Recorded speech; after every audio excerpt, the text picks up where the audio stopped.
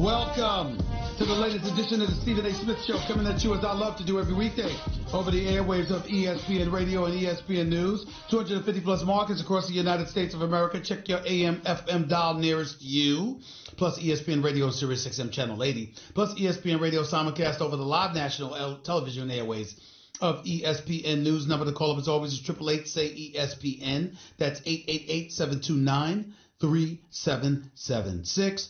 The Stephen A. Smith Show is being brought to you by Credit Karma. Get your truly free credit scores and free credit monitoring from Credit Karma today. That's Credit Karma, K-A-R-M-A. Get knowing. Time for Straight Talk, brought to you by Straight Talk Wireless, best phones, best networks, no contracts. Got a lot of stuff to get into today. Some NBA stuff to talk about because we got the Golden State Warriors, the two-time reigning defending NBA champions, hosting the Denver Nuggets with the #1 seed in the Western Conference, apparently on the line. We'll get into that just a little bit. We've got some LeBron stuff to get into because he's talking about not being comfortable and as a result being more motivated than he's been in a long time. We can have that discussion as well. Of course, we look within the Eastern Conference and, Giannis, the Greek freak, Giannis Antetokounmpo, refuses to sit down, wants to play. The Milwaukee Bucks want him to sit down, don't want him to play. That's something that's interesting to get into. Of course, there's also some stuff to get into in regards to the NCAA tournament, the upcoming NBA draft, who's your top 5 selections in the NBA draft. Some people's got Cam Reddish in the top 5. I don't even think Cam Reddish deserves to be in the NBA draft. I really, really don't. I don't like what I saw from him at all. I think he needs to stay in school. And with Zion being gone and possibly RJ Barrett being gone and Cam Reddish returning, he needs to stay in school and elevate his stock and show that he's worthy of being a first-round pick because he's got the talent, ladies and gentlemen, to do it. But I question his motive, his will, and obviously the consistency of his jump shot. So that's something that we can definitely get into today as the show progresses. But I want to start off with a little bit of football. And the reason I want to start off with a little bit of football because we've got people all caught up in their emotions. I mean, I must admit, it was really, really nice to look at the Cleveland Browns yesterday and to see those 3 guys on stage together. I'm talking about Baker Mayfield. I'm talking about Odell Beckham Jr. And I'm talking about Jarvis Landry. It struck me as a tad bit odd. I don't know if I'm overreacting to this, John, but it struck me as a tad bit odd that Odell Beckham Jr. was the one sitting in the middle instead of the quarterback that was Baker Mayfield. He was sitting on the right end, if you're looking at them. Odell was in the middle. Jarvis Landry was on the left. Not a big deal. Please don't get me wrong. But usually the quarterback is the center of attention, as opposed to being the enigmatic wide receiver who's obviously a stud. And we listen to Odell Beckham Jr. And as a New York Giant fan, I must admit, if you're a New York Giant fan, it was a bit difficult listening to him yesterday. And do we have sound from Odell Beckham Jr.? Because I want everybody to hear this. If you're a New York Giant, if you're a Cleveland Brown fan, you're ecstatic. You're ecstatic. You're ecstatic to have him there because of his talent. But the level of maturity, the way he spoke, his verbiage, his mindset and everything else that came with it, I got to admit, you're a Cleveland Brown fan, you're feeling quite happy. You're a New York Giant fan, you're like, wait a damn minute. Who the hell is this guy? We don't recognize him. Listen to this. It's hard to explain. I can't even put it into words. I was having the dinner, and I remember just seeing Gilliam and Carla, and I knew something was going down. Picked up the phone, took the call. All right, it was quiet for a minute at dinner. It just was a lot. I don't even know how else to describe it, but it's just a lot of emotions, a lot of thoughts, that run through your mind. Your whole life's changing. Of course, if I were to be anywhere else, I'd be playing alongside my brother. Like, this is, like I said, since the day we met, we talked about, all right, I'm going to the same school as you. Where are we going? He had different offers. I didn't have all the same offers yet.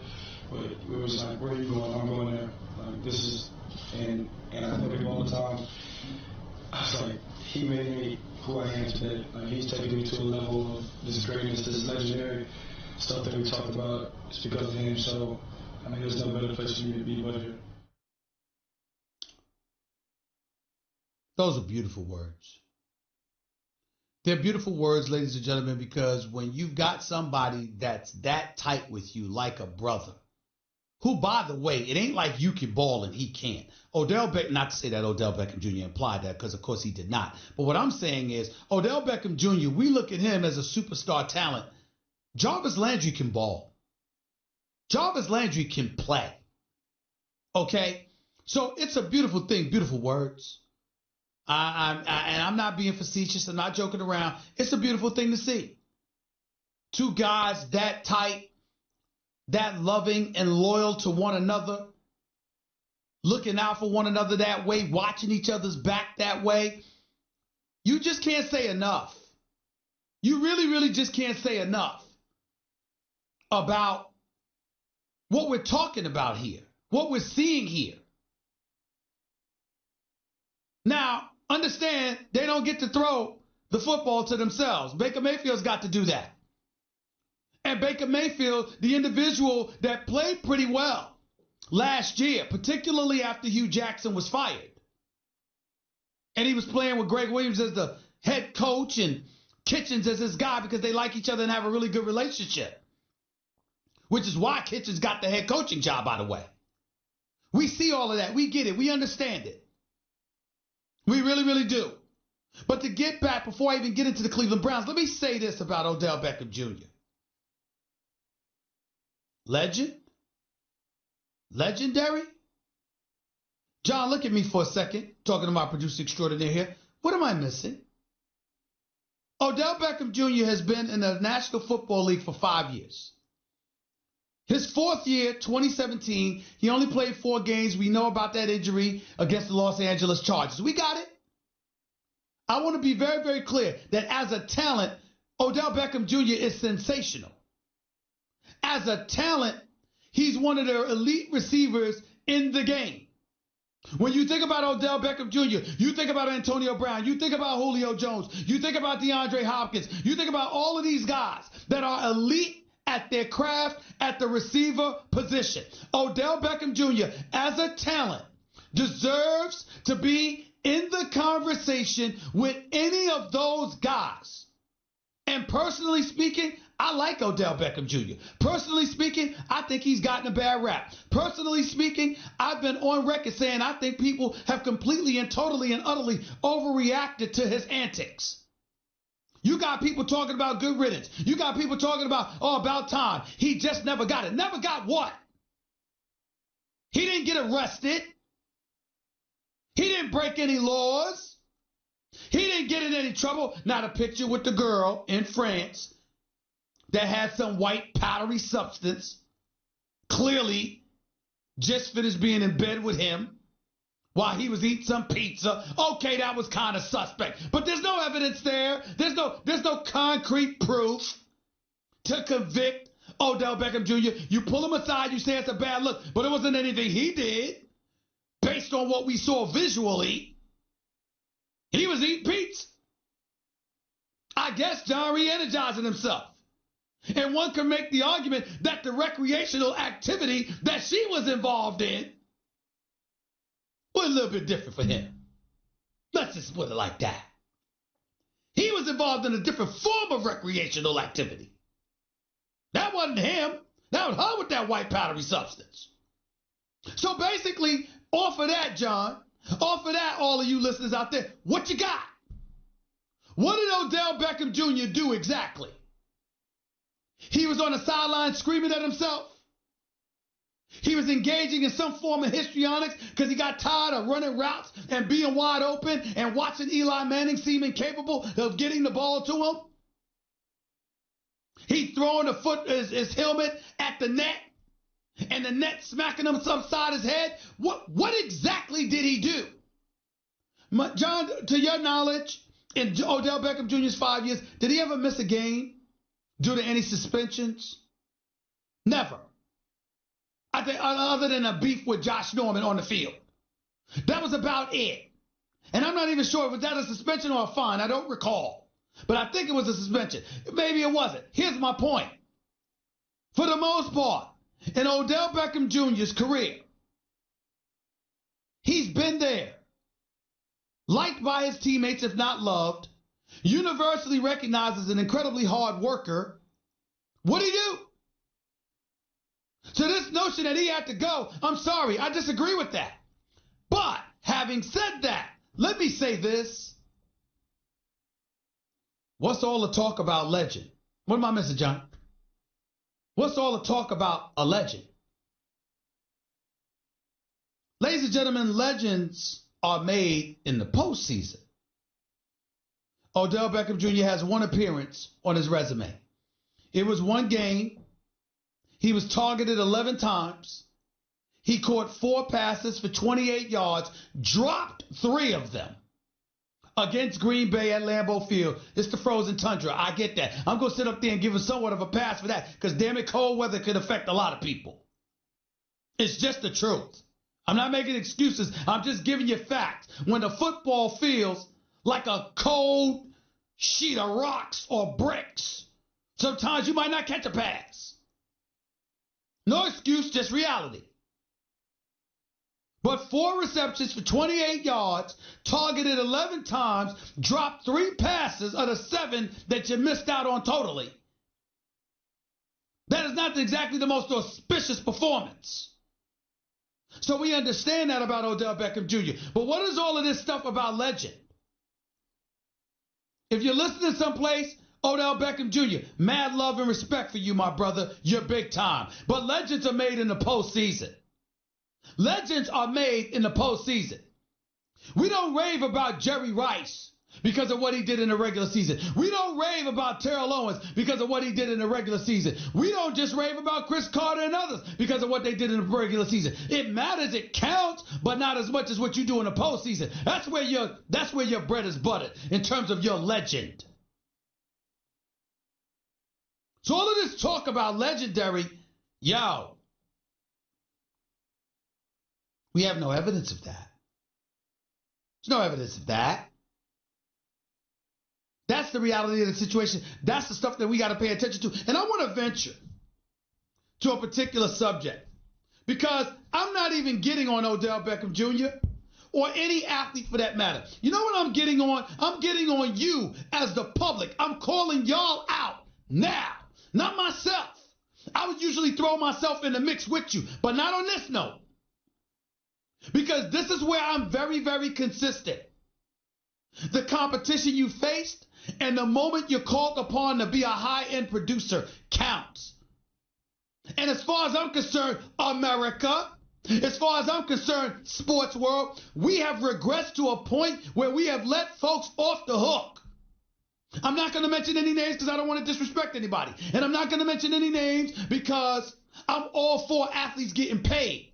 And I don't want to be in anybody's pocket taking money out of it. You can market yourself and brand yourself to a point where you're able to make money off the court or field of play. More power to you. I'm not knocking the athletes. I'm knocking Madison Avenue willingness to pay folks who haven't won and haven't produced when it counts most. We got too much of that going on in the world of sports today. And then you wonder why Hall of Famers are all over the place bitter. They're not bitter at the particular athletes making the money. They're bitter at us who have compromised the standards we once held them to, but don't apply it to those in this day and age. When you see athletes who are Hall of Famers talking about a LeBron James, anybody from a LeBron James to an Alex Rodriguez or a Barry Bonds or anybody else, or Jerry Rice, or Terrell Owens, or Deion Sanders, or Michael Irvin, or Chris Carter, or anything like that. Listen, ladies and gentlemen, understand something. As great as T.O. was, and as cancerous as y'all want to talk about him, that brother showed up at the Super Bowl on one leg and was the best player on the field. As many transgressions as Michael Irvin may have had, he will forever be recognized as the playmaker because, my God, was he the playmaker, especially when it counted. Primetime Deion Sanders won a champion. Them.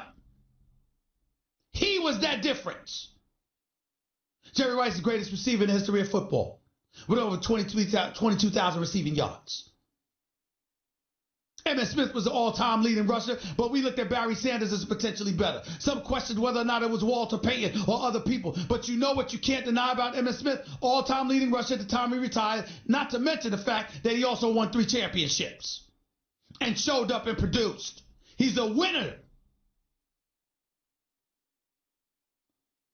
So you have to understand that in the day and age that we're living in, you got guys looking at us as sports fans, not just the media, but at you as the fan, and said, what the hell happened to you? You got all these cats with commercials all over the place, ain't never won a damn thing. But you celebrate them and you market them, or you contribute to their marketability. And what have they won?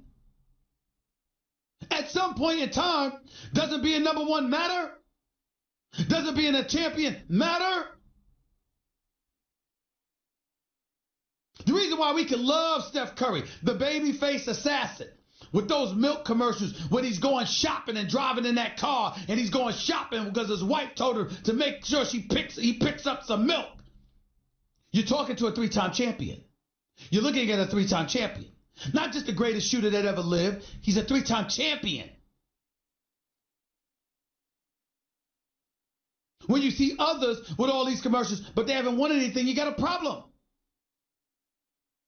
Say what you want about LeBron, he's a 3-time champion. Say what you want about D-Wade, he's a 3-time champion. Other guys, doesn't take away from their greatness. Chris Paul, Russell Westbrook. List goes on and on. Great players. Great players. But should they be marketed and branded to the degree that champions are? No.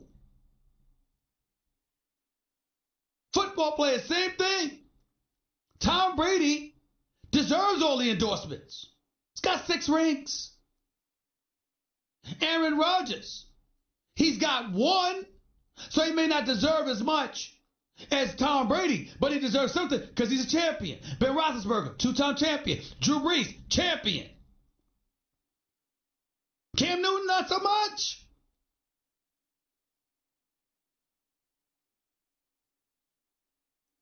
We've gotten to a point where we're celebrating people that haven't won the chip. And then you wonder why you have so many problems with how the sports landscape has changed. Because we're not as demanding of them as we used to be. We're having a conversation right now with a Greek freak. He's played 70 of 78 games this year. They're talking about shutting him down because he's got that twisted up ankle injury and maybe he should rest the regular season. Of course he should rest the rest of the regular season because they're probably going to be the number 1 seed anyway.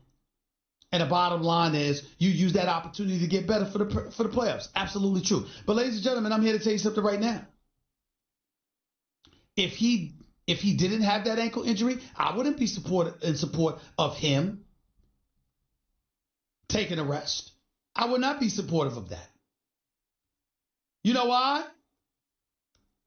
Because he's 24 years old. That's why.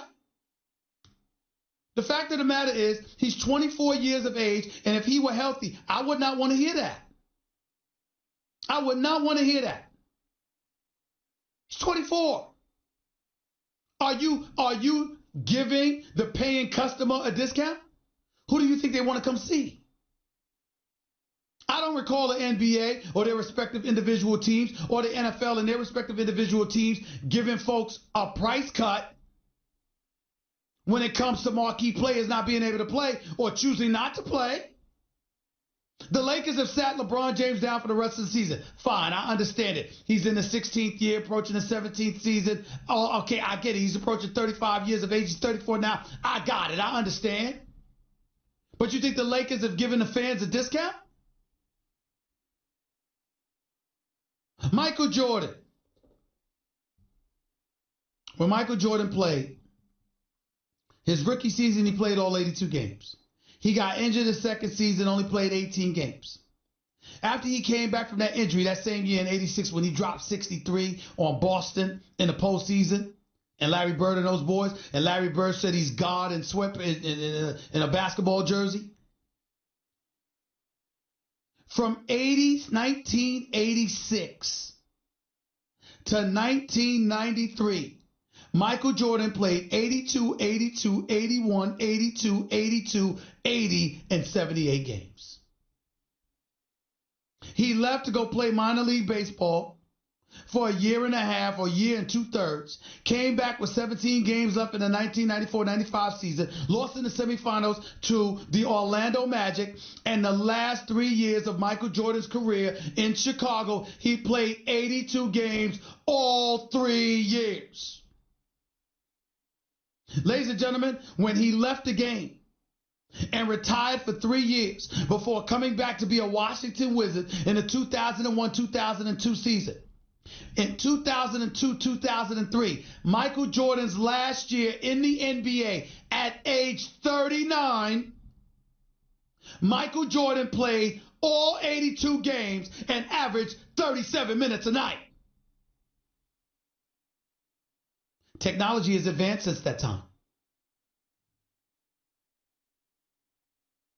Treatment, medical and otherwise, have been advanced. If he can do it, why can't most of these guys? That's 1, 2, 3, 4, 5, 6, 7, 8 times Michael Jordan played all 82 games in the season. One other season he played 81. One other season he played 80. I'm sorry, 9 times. Because of his last year, he played all 82 games. One other time he played 81. One other time he played 80. 11 of his 15 seasons in the NBA, John, he missed a grand total of 5 games. And we got guys. I remember one time years ago, y'all, DeMarcus Cousins was on the Sacramento Kings,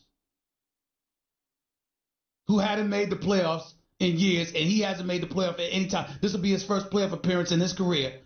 He actually took some time off for rest. And he's going home in April. And I don't mean to say that to pick on him. There's a few players that have done that. It's unbelievable. It's unbelievable. It's not the player's fault. It's not the organization's fault. It's ours. We've changed the standard.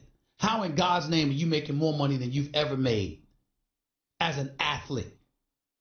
Because the money now is exorbitant compared to what it used to be. How in God's name is the money being doled out that's being doled out?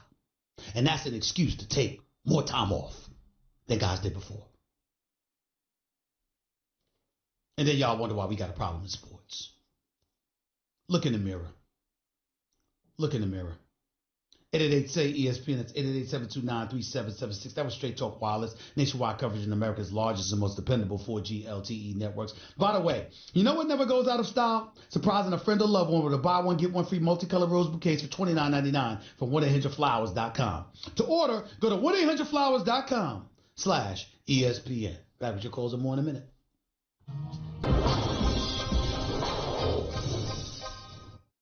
I cannot believe that he wasn't ready to go.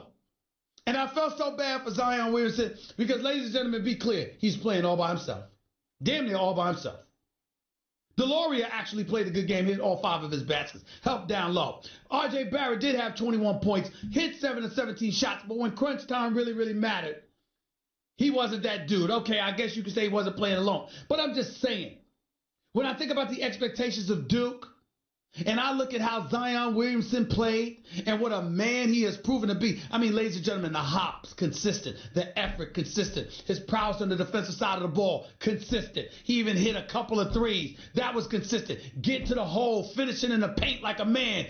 That was fit. I mean, all the things that he's been showing us all year long, it didn't dissipate. It didn't dwindle. It didn't diminish one iota in the postseason. Won the MVP for the ACC tournament. Was balling for Duke throughout this tournament. Zion Williamson is something special to behold. There is no debate. He is the #1 overall pick. Where would you prefer him to go? That's the question. Do you want him with the Knicks? Do you want him with LeBron and the Lakers? Where did you want him to go? That's the only thing to talk about. There is no debate. Zion Williamson is that special. He's that special. R.J. Barrett, he's a nice player. I just want to see him use his right hand more. But he's a nice player. He'll be a top 5 pick. He's a nice player. Cam Reddish, that boy better not come out of Duke. I mean, Cam Reddish was such a disappointment this year. You're strictly hiring him. If you draft him, you're grabbing him for potential. I'm talking about in terms of his level of productivity. It's such a disappointment. It really, really is. It's hard to put into words.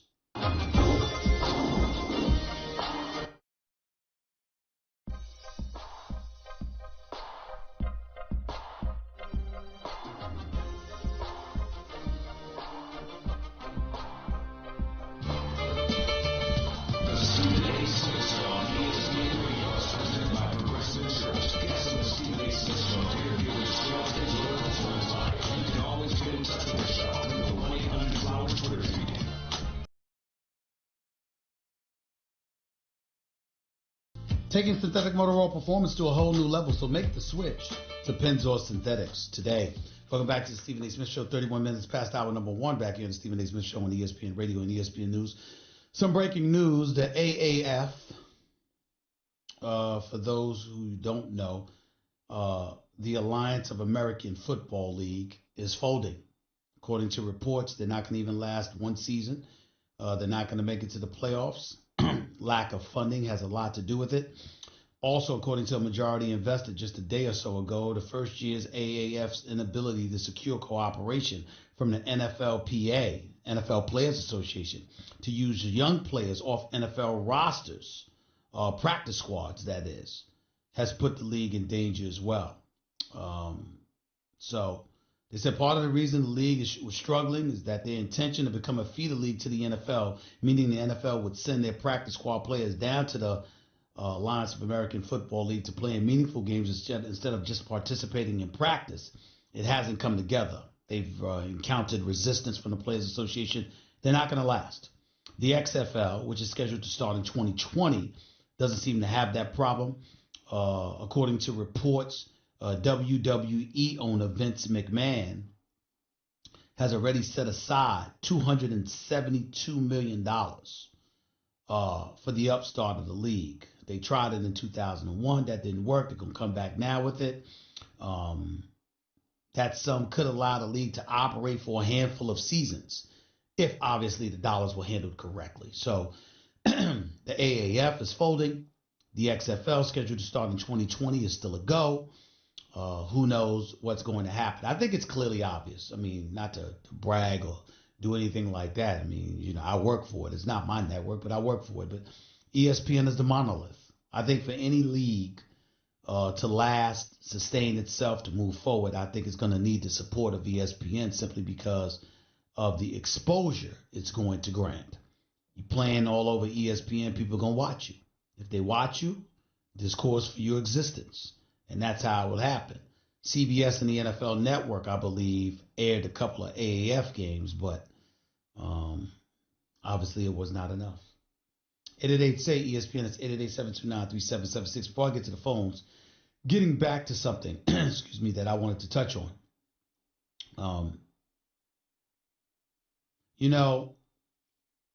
When I watched the Browns yesterday, I spoke about Odell Beckham Jr., started off the show talking about that.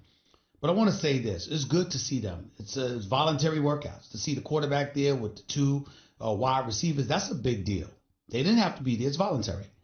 Even though we know, it would have been frowned upon had they not showed up, but they did show up.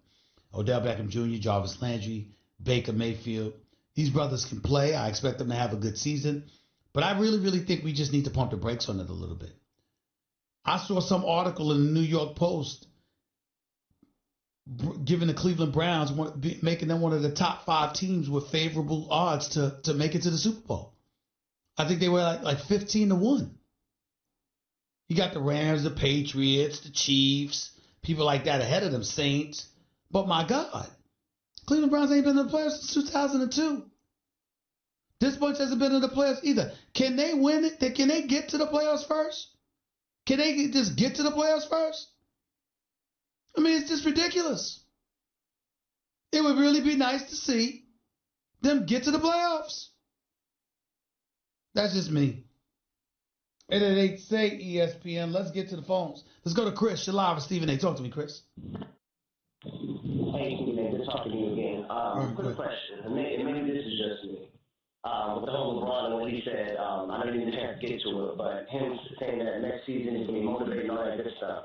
Mm-hmm. I mean, I hope so, Stephen A. But just tell me if I'm wrong. I've never seen a superstar, Stephen A. want to stay so relevant after losing. I remember when Kobe, we lost to the Celtics back in 08. Kobe disappeared after that. We didn't hear from him again until our opening night in October. LeBron moves and put himself on social media, but I don't just blame him, I blame us as well because we keep him relevant. I think that he'll be just as relevant as the other 16 teams in 2 weeks. We're going to keep him relevant. I just don't understand it. Like, if you're one of the greatest, you're going to perfect your craft. You want to take the next step to help our young Lakers get better. That's fine, but why do you need to tell? Why do you need to put it all over the social media platform? Well, you know why. Why'd you call up here to ask such an obvious question? You and I both know why. We know why because LeBron has other interests that are more that extend beyond basketball, and so keeping him relevant in the mind's eye and in news facilitates him continuing to build and grow his brand. That's why. It's obvious. Go ahead. I'm sorry. It's obvious. So the point is that don't ask the question why. Just say you don't like it because we know why. Well, that's true, but I just feel like he doesn't. I mean, being here in Hollywood, his name is going to sell himself. He doesn't need to go to the basketball route. Well, you can't say that. You can't say that because even though his name is big and it transcends the court of play, the bottom line is the more you're in the mind's eye, letting people know the things that you're doing, the more marketable you make yourself, particularly when you're LeBron.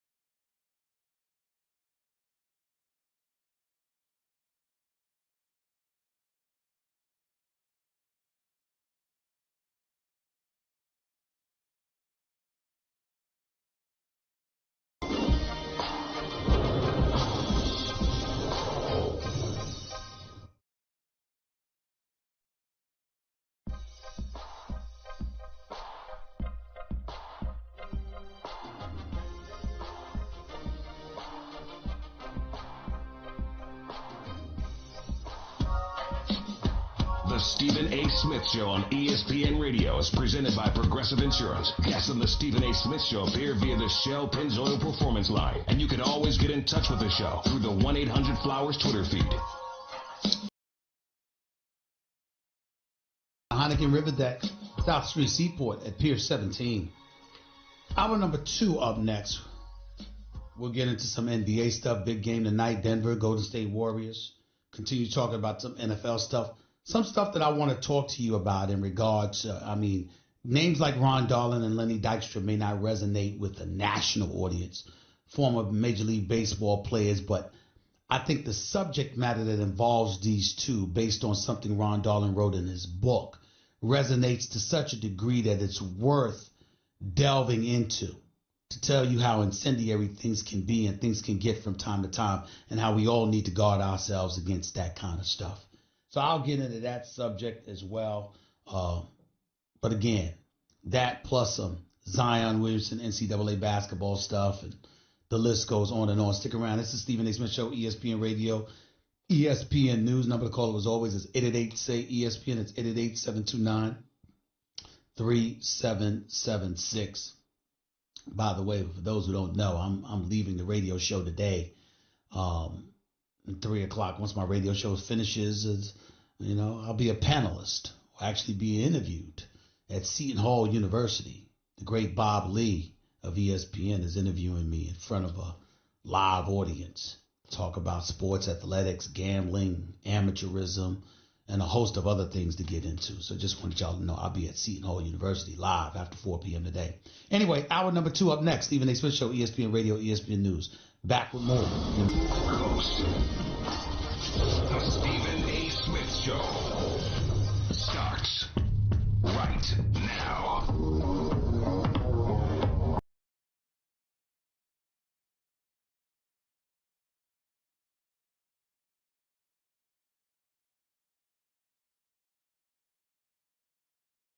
Stephen A. Smith Show over the airways.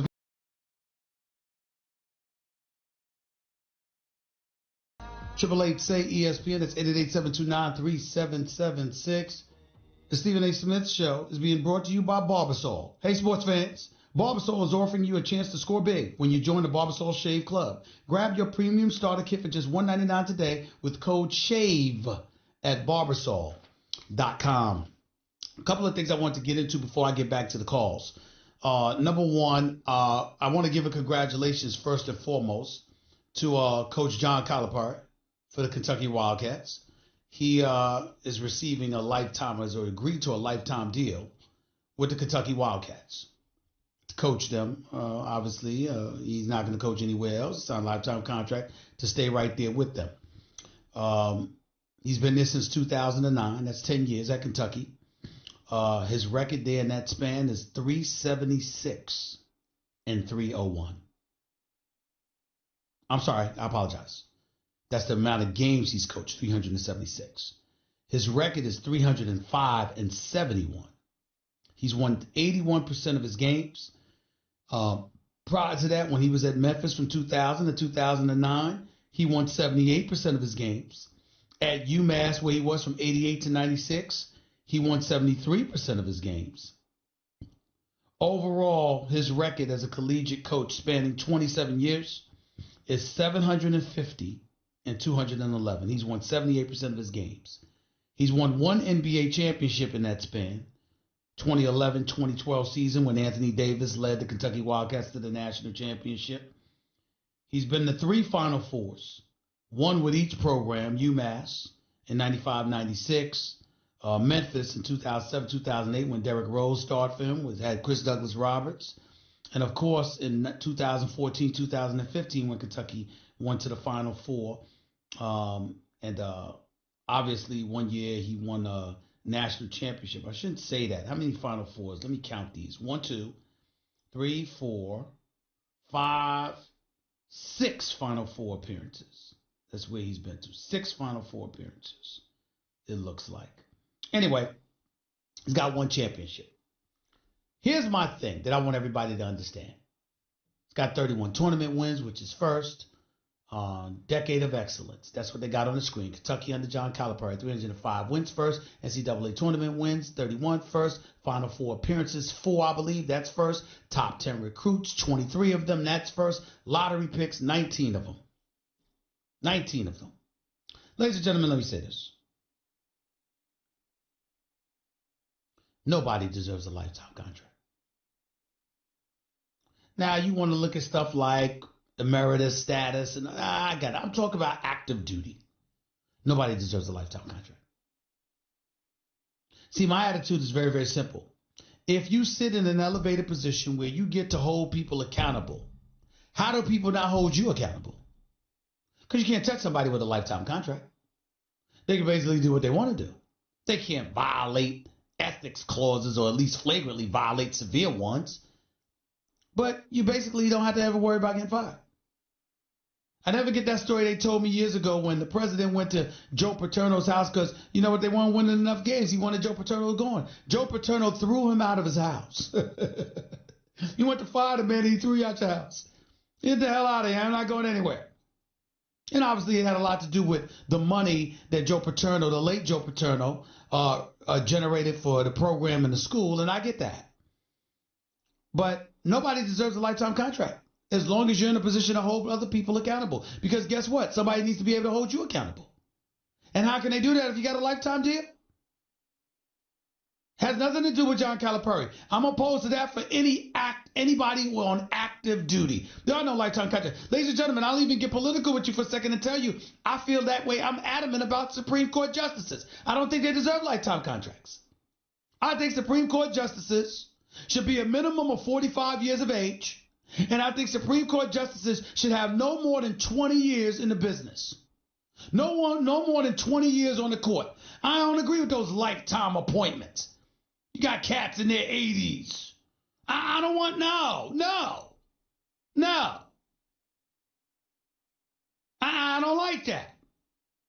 We got enough talent in this great nation of ours, enough accomplished individuals whose competency and alertness and energy and health can't be questioned to be given lifetime appointments and letting people stay up in there until in their 80s.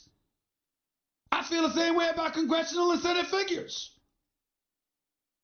I'm not trying to engage in any kind of age discrimination or anything like that, but my God, most people in this country, retirement age is 65. Most important court in the land, elected seats. You got cats in their 80s? No. I'm opposed to that. 20-year terms. You want to give John Calipari a 10-year contract at Kentucky? Fine. Lifetime? Why? I just have a problem with that. That's just me. 888-729-3776. That's 888-SAY-ESPN. You're listening live to the Stephen A. Smith Show, ESPN Radio, ESPN News. Another subject I want to touch into. Top 5 picks in the NBA draft. Zion Williamson, John Morant, R.J. Barrett.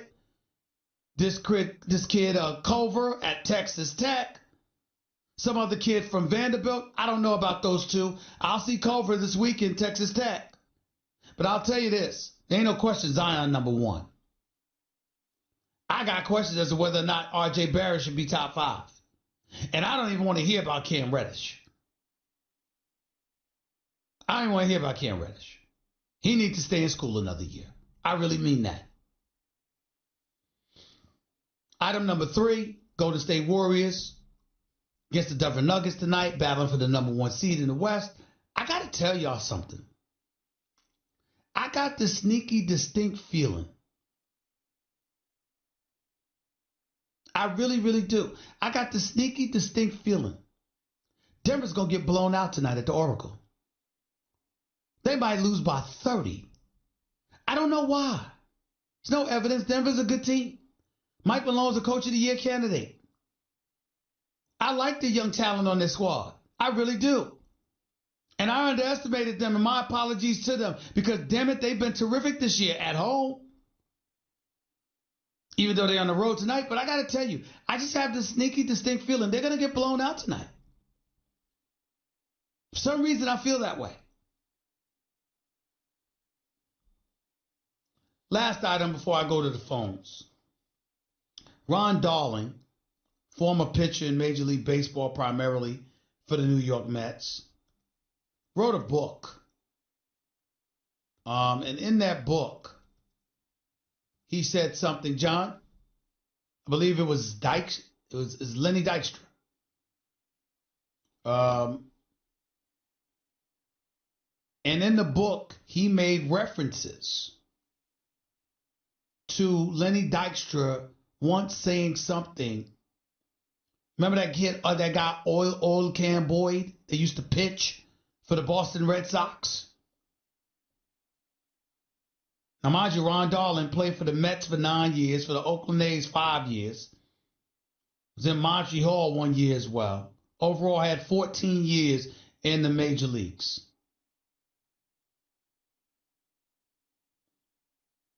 I think he played with Oakland for 5 years. I said that. Big time pitcher for the Mets at one point. But he wrote this in his book, basically saying that Lenny Dykstra said something racial towards Oil Can Boyd, and he was so offended by it and put off by it and all of this other stuff. Well, Michael Kay and Don LaGreca and the guys were talking about this on 98.7 FM in New York City, the afternoon drive show yesterday, and Lenny Dykstra felt the need to call in Ladies and gentlemen, John, what sound do we have? That's Lenny Dykstra talking to Michael Kay and the guys. Let's listen to what Lenny Dykstra had to say in response to the accusation that was levied by Ron Darling in his book. Listen up. I'm going to sue him. Okay. How am I not going to sue him? I can't just sue this guy and the publisher. Well, you got to defend yourself. I wrote a book myself, and I had 30 lawyers call me fact-checking everything. There's not one person to back this up, because you know why? It's not true. Lenny, if you ran into Ronnie right now, what would you say to him? I wouldn't say anything to him. I'd drop him like a red-headed stepchild. Okay, well. Wow. I will say this. First of all, we don't advocate violence. This is Walt Disney Company. Mickey Mouse is the simple. We're a happy place. We don't advocate violence. But I will say this. If you're going to defend yourself, meaning verbally speaking, that's the way to do it. No lawyer involved, John. No lawyer. No statement from a publicist. No orchestrated written statement or an impromptu, picked up the phone, called into the Michael Kay show, categorically and emphatically denied what Ron Darling said. That's the way to do it. Something like that, yeah. You emphatically and categorically and extemporaneously deny such a thing. You don't sit up there like OJ standing there all stunned with Johnny Cochran, the late Johnny Cochran, God rest his soul, leaning on your shoulders. And that's after he sat up there and baited Christopher Darden into making OJ slap on the glove before he said, if it doesn't fit, it's not right, it doesn't fit. If it doesn't fit, you must have quit. If it doesn't fit, you must have quit. He didn't do that. While OJ just standing there, Lenny Dykstra didn't do that. Or he didn't pull a Tiger Woods reading a statement after his transgressions were exposed because the wife knocked him upside his head and the police got involved and we learned of Tiger's transgressions and he sat up there looking drug-induced. I am so sorry. Reading his statement.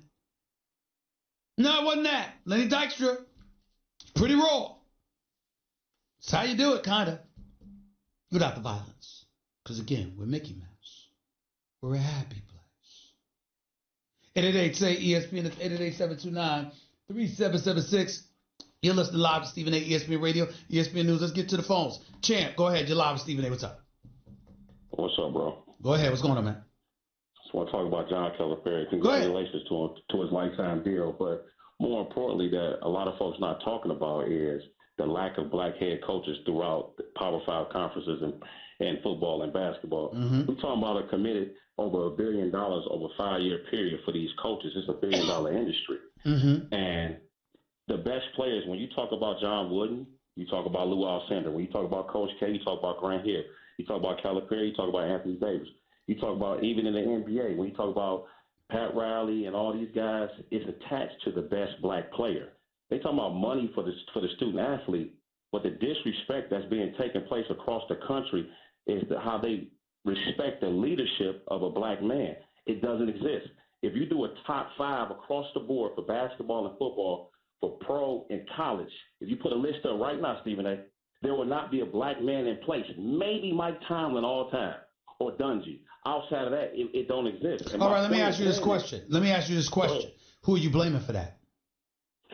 I'm blaming a combination of both. If you Who's both? Who's both? Who's both? Okay, if you're saying I'm gonna blame somebody, you have the platform. I don't have the platform. So, and then also you have assistant coaches. That's how are you at Michigan State for 16 years and you can't get a multi-million-dollar job? Well, let me ask you this question: how are you not blaming the parents of the kids, who send their kids to these programs? See, for example, hear me out, champ. Here's what I'm saying to you. And I don't worry about it. people point to me like you just did or whatever. Listen, I've talked about all of these issues over the years. You ain't going to talk about it every day. You make the noise, and if people don't respond to it, they don't respond to it. So be it. But here's the deal. You have a sport of basketball, a sport of football, high generating revenue sports, okay? Predominantly African Americans playing in these sports. Where do they choose to go? We had John Thompson, he won a national championship. We had John Chaney, who proved to be an exceptional coach. Nolan Richardson won a national championship in college basketball as well. When we talk about these programs, you have people who choose to send their kids. You got kids who choose to go elsewhere. You got kids who's been influenced by AAU coaches, high school coaches, et cetera, et cetera. I'm not saying that anybody should be absolved, but ultimately people are going to make the decisions that they want to make that they deem to be best for themselves. So if they choose Calipari at Kentucky, or they choose Coach K at Duke, or they choose Roy Williams at North Carolina, whatever the case may be, what are people supposed to do? No, that's not what I'm saying. That's a whole other topic. What I'm telling you that I know for a fact. For example, Tony Jones helped your boy Bruce Pearl over at Auburn. He was an assistant coach. Mm-hmm. All these coaches that are successful is because the black assistant is doing all the work for them and getting them the best players to commit. What I agree with that. saying, hear me out. What I'm stating is this. If you're able to help Coach K, Tom Izzo, Bill Self, and those guys, when they are aligned for the next job, the media should highlight, oh, that's the next great guy. The same way they do it for the NFL coaches, that's the assistant coaches. The same way they do it for the NBA assistant coaches. But here's what's unfair about what you're saying.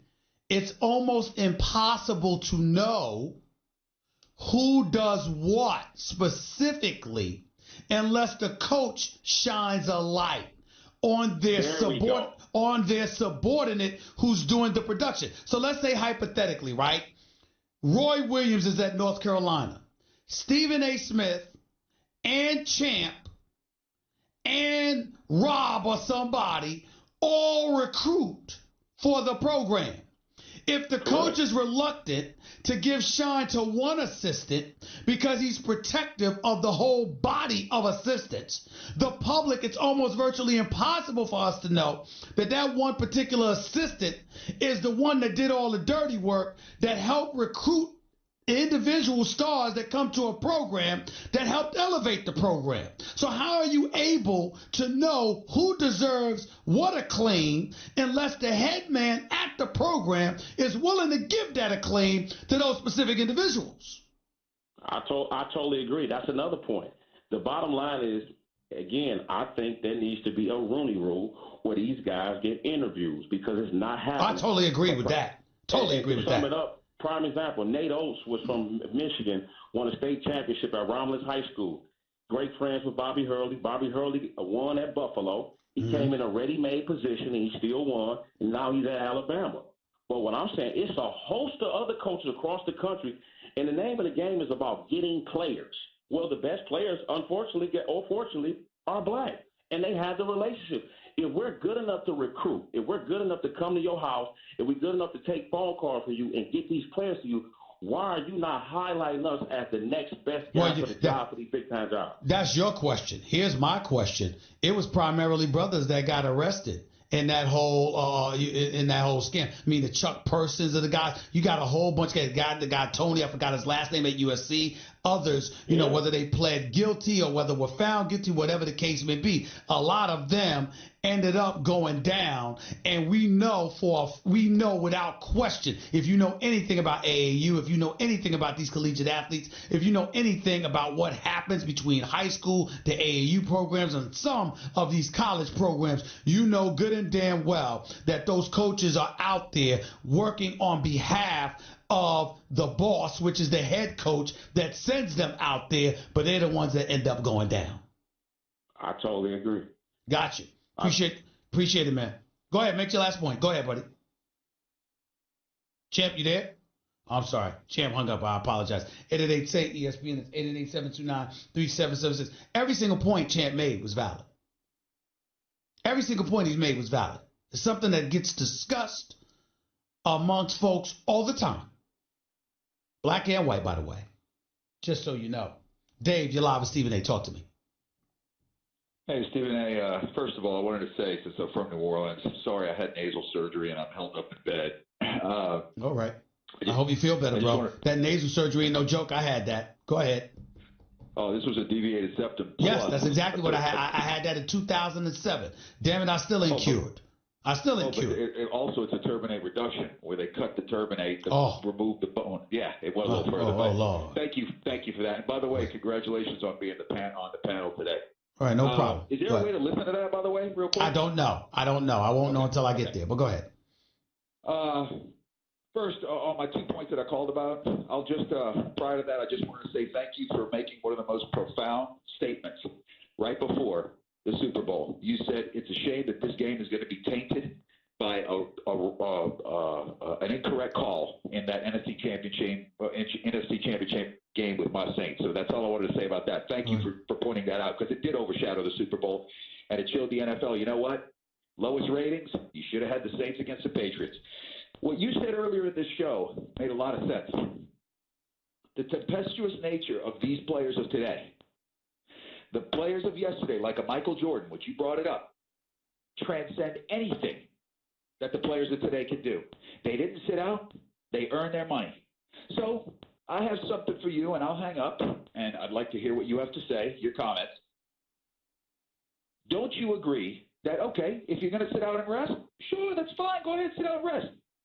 But by the way, in your contract, the days that you sit out and rest, you don't get paid for those games. I have no problem with that. I have no problem with that. I have no problem with that.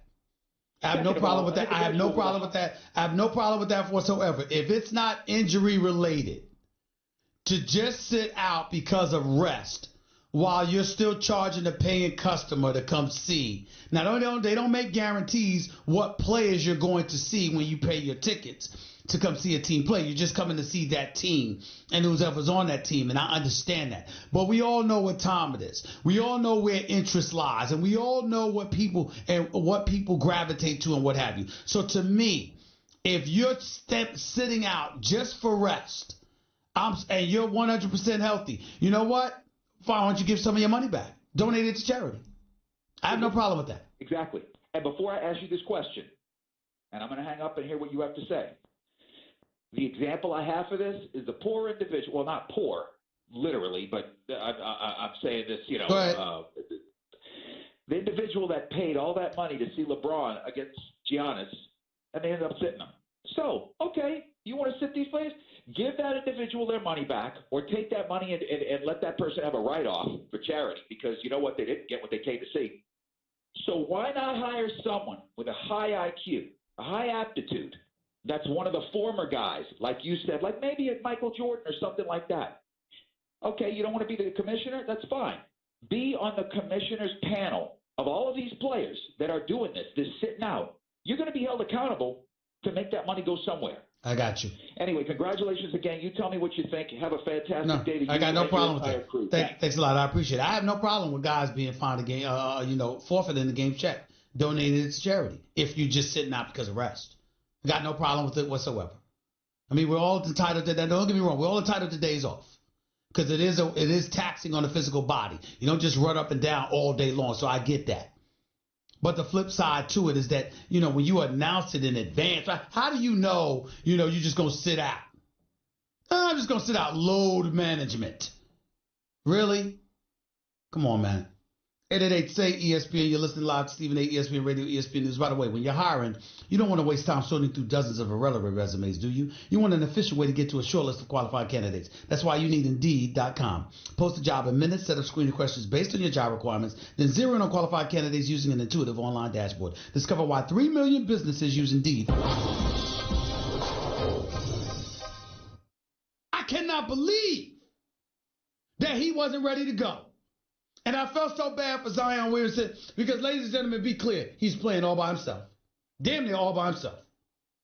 Deloria actually played a good game, hit all 5 of his baskets, helped down low. R.J. Barrett did have 21 points, hit 7 of 17 shots, but when crunch time really, really mattered, he wasn't that dude. Okay, I guess you could say he wasn't playing alone. But I'm just saying, when I think about the expectations of Duke, And I look at how Zion Williamson played and what a man he has proven to be. I mean, ladies and gentlemen, the hops, consistent. The effort, consistent. His prowess on the defensive side of the ball, consistent. He even hit a couple of threes. That was consistent. Get to the hole, finishing in the paint like a man. That was fit. I mean, all the things that he's been showing us all year long, it didn't dissipate. It didn't dwindle. It didn't diminish one iota in the postseason. Won the MVP for the ACC tournament. Was balling for Duke throughout this tournament. Zion Williamson is something special to behold. There is no debate. He is the #1 overall pick. Where would you prefer him to go? That's the question. Do you want him with the Knicks? Do you want him with LeBron and the Lakers? Where did you want him to go? That's the only thing to talk about. There is no debate. Zion Williamson is that special. He's that special. R.J. Barrett, he's a nice player. I just want to see him use his right hand more. But he's a nice player. He'll be a top 5 pick. He's a nice player. Cam Reddish, that boy better not come out of Duke. I mean, Cam Reddish was such a disappointment this year. You're strictly hiring him. If you draft him, you're grabbing him for potential. I'm talking about in terms of his level of productivity. It's such a disappointment. It really, really is. It's hard to put into words.